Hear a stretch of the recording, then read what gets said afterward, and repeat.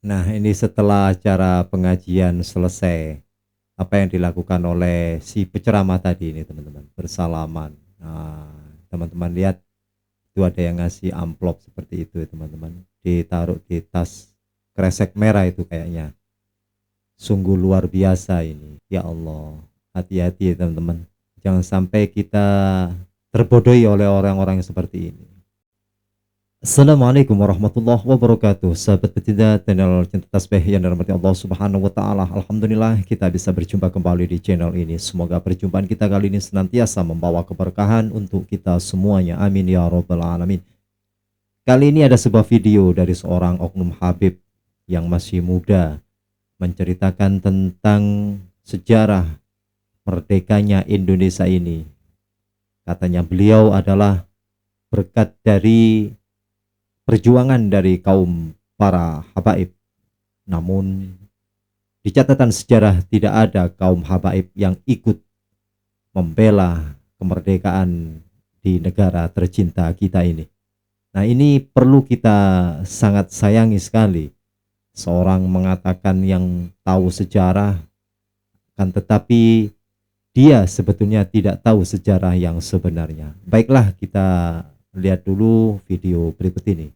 17 Agustus masih kita pakai lagunya, merah putih masih kita kibarkan, kemudian daripada lambang Garuda masih kita pakai dan lain sebagainya. Bahkan lambang Garuda lebih tinggi dari foto para pimpinan-pimpinan negara, saudara.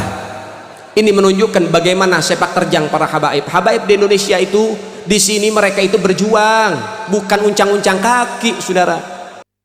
Nah, teman-teman bisa dengarkan ya, habaib itu ikut berjuang katanya.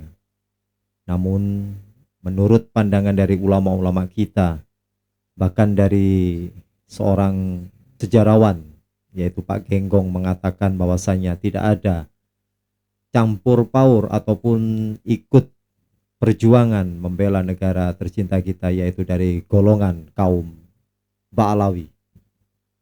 Karena kaum Ba'alawi itu adalah orang-orang yang didatangkan oleh Belanda. Mereka berjuang dengan jiwa raganya. Mereka telah mencintai Indonesia, tanah airnya, sehingga tidak bisa dinafikan. Jangan kau pertanyakan bagaimana kecintaan kami para habaib dengan NKRI. Jangan kau ragukan bagaimana kecintaan para kiai dengan NKRI. Jangan kau tanya lagi, jangan kau ragu lagi bagaimana kecintaan, kepatuhan, kesetiaan santri terhadap NKRI. Karena NKRI ini berdiri dari darah para pejuang, para habaib, para kiai dan para santri, saudara. Kalau memang dari para kiai dan dari para santri yang ikut berjuang membela NKRI ini, iya memang betul dari golongan para ulama, kiai dan para santri, bukan dari golongan para habaib. Nah, ini perlu digarisbawahi teman-teman ya, perlu digarisbawahi bahwasanya yang berjuang itu adalah para kiai dan para santri, bukan dari para golongan Ba'alawi. Nah, biar teman-teman paham dengan adanya sejarah yang sebenar-benarnya. Jangan sampai kita itu terbelokkan sejarah oleh orang-orang yang ingin mengakui, mengklaim bahwasanya sejarah Indonesia, kemerdekaan Indonesia itu adalah dari golongan para habaib. Jangan diragukan lagi, jangan ditanya, saudara. Mereka yang berjuang itu santri, kiai, guru, ulama, muallim, mudarris dan juga para habaib. Nggak usah diragukan lagi. Jangan termakan isu di luar sana, saudara. Maka oleh sebab itu, saudara-saudara sekalian, dengan hal ini tetap jangan pernah kendor, jangan pernah surut dari perjuangan, saudara. Anda adalah aset-aset negara. Anda adalah aset-aset pahlawan. Jangan Anda berpikir mereka yang telah berjuang mati begitu saja, enggak. Wala tahsabanalladzi qutilu fi sabilillahi amwata bal ahya'in rabbihim yurzaqun. Allah yang menyatakan di dalam firman-Nya abadi di dalam Al-Qur'an, jangan kau menyangka orang-orang yang berjuang di jalan Allah mereka mati begitu saja. Tidak, saudara. Mereka hidup abadi, bal ahya'. Mereka hidup abadi di sisi Tuhan mereka dan diberikan rezeki yang khusus. Arwahnya Wali Songo masih muterin Indonesia, saudara. Arwahnya daripada Kiai Khalil masih mengitarkan Madura, saudara. Arwahnya para habaib, para kiai, para pahlawan masih muter ada di Indonesia, memantau bagaimana negara yang diperjuangkan untuk tetap tinggi dan juga ditakuti oleh negara-negara lain, saudara. Enggak, mereka nggak ninggalin kita. salaf gak ninggalin kita, pahlawan-pahlawan yang gugur tidak ninggalin kita saudara. Mereka tetap mendoakan Indonesia, mereka memantau Indonesia, mereka memonitor Indonesia. Insya Allah Indonesia tidak akan pernah kehabisan para pejuang saudara. Mati satu tumbuh 1000 saudara. Maka oleh sebab itu saudara dimuliakan oleh Allah, setiap generasi pasti ada pejuang, setiap generasi pasti ada penerus. Ketika Habib Salim Jindan wafat, Habib Ali Kuitang wafat, kemudian dari Sunan Ampel wafat, Sunan Giri wafat, Sunan Kalijogo wafat, teruskan juga dengan yang lain. Ketika daripada Imam Bonjol wafat, Diponegoro wafat, Jenderal Sudirman wafat, semua meninggal dunia. Masih ada penerus-penerusnya saudara sekalian. Gak akan pernah habis Indonesia dari pejuang. Ketika mereka telah meninggal dunia, kita Indonesia masih punya pejuang baru saudara. Pejuang kita saat ini namanya Al-Habib Muhammad Razik bin Hussein bin Syihab, pejuang Indonesia, dan juga mereka yang memperjuangkan Indonesia saudara. Gak kehabisan kita oleh pejuang, dan insya Allah santri-santri di sini pun akan bangkit menjadi pejuang selanjutnya saudara. Insya Allah nanti akan timbul dari Madura pejuang-pejuang selanjutnya saudara. Sampai hari kiamat Indonesia tidak akan kosong dari para pejuang saudara. Sallu ala Muhammad, sallu ala Muhammad, Allahumma salli wa sallim wa barik alaihi wa ala alihi wa sahbihi. Sehingga saudara tidak usah khawatir, tidak usah khawatir ketika keadaan semakin berat dan lain sebagainya. Itu ujian dari Allah untuk memperkuat kita, bukan melemahkan kita saudara. Maka oleh sebab itu terus berjuang apapun kondisi dan resikonya, sehingga insya Allah mudah-mudahan Allah Ta'ala akan memberikan yang namanya kemenangan dan juga kebarokahan buat Indonesia saudara. Saudara yang dimuliakan oleh Allah, indikasi-indikasinya sudah ada. PKI itu dulu musuhin ulama, sekarang mulai timbul. Berapa banyak yang musuhin ulama? Kira-kira saya pengen tanya, yang musuhin ulama sekarang, zaman sekarang ada apa enggak saudara? Ada apa enggak? Ada apa enggak? Yang benci dengan ulama ada apa enggak? Yang nggak suka sama pondok pesantren ada apa tidak? Ada apa tidak? Yang teror ulama ada apa enggak? Yang bunuh ulama ada apa enggak? Ada apa enggak? Sehingga saya pengen tanya, siap jaga ulama? Siap jaga ulama? Siap lindungin ulama? Siap kawal ulama? Siap cintai ulama? Siap aktif di majelis mereka? Siap jadi pejuang baru? Siap bangkit? Siap bangkit?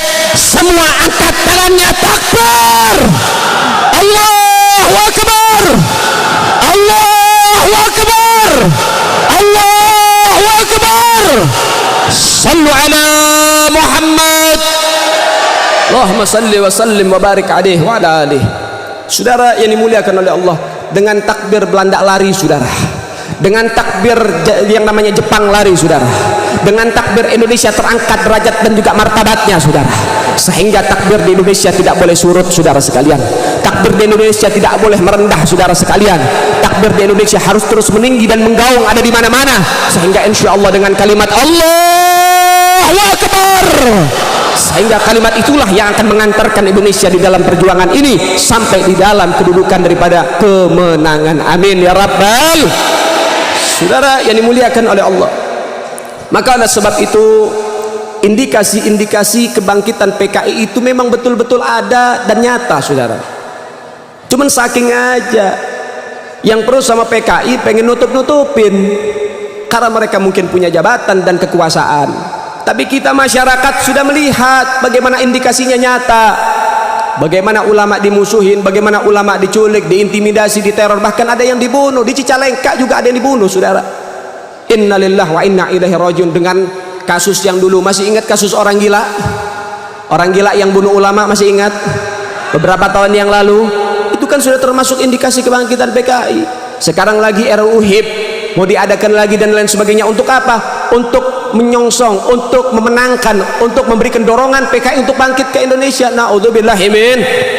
Dikatakan PKI ini korban, PKI itu adalah korban, PKI itu pahlawan. Innalillahi wa inna ilaihi. Memutarbalikkan fakta saudara. Innalillahi wa inna ilaihi rajiun. Yang bunuh ulama PKI, yang nutup pondok pesantren PKI, yang bakar pondok pesantren PKI, yang suka bakar masjid PKI saudara. Kok bisa PKI pengen dijadikan pahlawan? Kok bisa PKI dijadikan yang namanya korban? Itu itu tidak masuk akal dan rasional, saudara sekalian. Maka oleh sebab itu, saudara, Indonesia ini harus bebas dan aman dari PKI. Indonesia harus tidak ada PKI. Indonesia anti PKI, dan kami masyarakat Madura bangga menjadi musuh PKI, saudara. Kira-kira kalau PKI bangkit di Indonesia, biarkan apa lawan? Biarkan apa lawan? Biarkan apa lawan? Siap lawan kebangkitan PKI, siap jaga Indonesia dari PKI, betul. Siap berjuang buat Indonesia, siap mati buat Indonesia, siap tumpah darah buat Indonesia. Takbir, Allahu Akbar. Kita lihat komentar-komentar dari video ini ya teman-teman ya. Ini diunggah oleh channel Sejuta Rasa. Kita lihat komentarnya. Nah, ini 8 jam yang lalu, Gedabrus Dawir terus. Terus ada lagi ini, siap amplop tifu-tifu. Lucu sekali ini teman-teman. Mengikuti rukun iman, jangan sombong, minta pujian agung, rukun bersama-sama lebih indah. Pejuang tidak dikenal daripada so pejuang. Memaki kepuji-pujian, terjemahkan ke bahasa Indonesia. Pejuang pret, pejuang gedabrus, pejuang tobol. Ya, subhanallah. Nah, ini ceramahnya sangat membahayakan sekali menurut saya nih teman-teman, karena kalau ngomong masalah sejarah terus dia nggak paham dengan adanya sejarah, ini akan menjadikan umat tersesat ini ya. Jadi teman-teman harus hati-hati dengan ceramah-ceramah model seperti ini akan mengakibatkan bahaya buat regenerasi di anak bangsa Indonesia. Jadi teruslah belajar kepada orang-orang yang paham dengan ilmu sejarah yang sebenar-benarnya.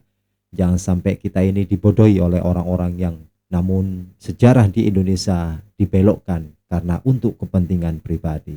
Ini harus hati-hati teman-teman. Sallu ala Muhammad. Hati-hati, hati-hati, hati-hati saudara. Ini nggak boleh didiamkan, nggak boleh. PKI ini bahaya saudara. Dan ini hal yang tidak boleh didiamkan sama sekali. Baik, ada beberapa catatan mengenai PKI, cuman agak panjang. Kira-kira bagaimana? Boleh apa enggak nih? Boleh apa tidak? Siap dengarkan? Siap dengarkan? Baik, PKI itu terbentuk saudara dari bulan Mei tahun 1914. Nah, 1914 ini PKI itu dibawa oleh beberapa orang-orang Belanda yang memang mereka menganut ideologi komunis. Ya, nama daripada penganut ini yang membawa. Jadi Belanda itu ada dua. Belanda itu menganut dua ideologi kala itu. Pertama kapitalis, yang kedua komunis, saudara. Kapitalis dan komunis ini nggak akur. Komunis menginginkan semua ideologi yang ada di Belanda dan lain sebagainya harus menganut ideologi komunis, sehingga memerangi daripada kapitalis, saudara. Maka orang Belanda masuk ke Indonesia di kala 1914 di bulan Mei, yang bernama Henk Snevlit, ya, dengan 85 tokoh komunis Belanda, sehingga masuk ke Indonesia untuk membentuk daripada gerakan-gerakan komunis. Sehingga kalau dulu di tahun-tahun tersebut sampai tahun 1917 itu namanya bukan PKI, nama aslinya itu ISDV. ISDV ini adalah termasuk salah satu organisasi komunis. Nah, kemudian dimakannya waktu, datanglah kemari untuk mengelabui para buru-buru dan petani, diajak bergabung di dalam ISDV dengan salah satu jaminan, karena di kala itu masih dipegang oleh Hindia Belanda saat itu Indonesia, sehingga akhirnya untuk bisa bangkit, ini menurut mereka, untuk bisa bangkit harus ada orang-orang Belanda asli yang menyongsong mereka, yang menyokong mereka, yang membantu mereka. Sehingga itulah yang didoktrin kepada segenap para petani-petani dan juga para buruh-buruh, saudara. Sehingga SDV dibentuk, dirangkul semua petani dan lain sebagainya, termasuk juga syarikat Islam yang kala itu memang tidak menginginkan ideologi kapitalis ada di Indonesia karena terlalu zalim terhadap masyarakat, ya. Lalu kemudian akhirnya sejumlah daripada kader-kader syarikat Islam yang masuk di kala itu, yaitu Semaun dari Surabaya dan juga Darsono dari Solo, saudara, ya. Kemudian Tan Malaka juga dari Sumatera ikut bergabung di dalam ISDV, yaitu gerakan komunis dari Belanda, saudara. Namun melihat gerakan ISDV, akhirnya komunis Belanda ini melihat gerakan ini memiliki pengaruh dan juga memiliki perkembangan yang pesat serta memiliki ancaman untuk kapitalis Belanda, Hindia Belanda di kala itu, sehingga akhirnya dari Henk Sneevliet diambil, diciduk dan dibuang ke Belanda, saudara. Namun hal ini tidak membuat daripada gerakan mereka sirna, masih ada. Kenapa? Ada orang-orang Indonesia yang sudah didoktrin oleh mereka. Kemudian ketika dilihat ISDV ini gerakannya ternyata sudah mulai untuk menunggangi Serikat Islam yang diketuai dan dipimpin oleh Hos Cokroaminoto, sehingga akhirnya Hos Cokroaminoto keluar dari ISDV karena sudah melihat kejanggalan-kejanggalan, keluar. Tapi ada beberapa juga yang sudah tenggelam dengan doktrin dari SDV, namun ketuanya sudah diciduk dan dibuang ke Belanda dan tidak boleh menyebarkan ideologinya ada di Indonesia, saudara. Tapi tetap masih ada kaki tangan. Akhirnya Akhirnya, nah ini setelah acara pengajian selesai, apa yang dilakukan oleh si penceramah tadi ini, teman-teman, bersalaman. Nah, teman-teman lihat itu ada yang ngasih amplop seperti itu ya, teman-teman, ditaruh di tas kresek merah itu kayaknya. Sungguh luar biasa ini. Ya Allah, hati-hati ya, teman-teman, jangan sampai kita terbodohi oleh orang-orang yang seperti ini. Hati-hati, teman-teman. Oke, teman-teman, bagaimana tanggapan Anda? Dan Anda silakan jangan segan-segan untuk tulis di dalam kolom komentar. Terima kasih. Jazakumullah khairan katsira. Salam NKRI. Assalamualaikum warahmatullahi wabarakatuh.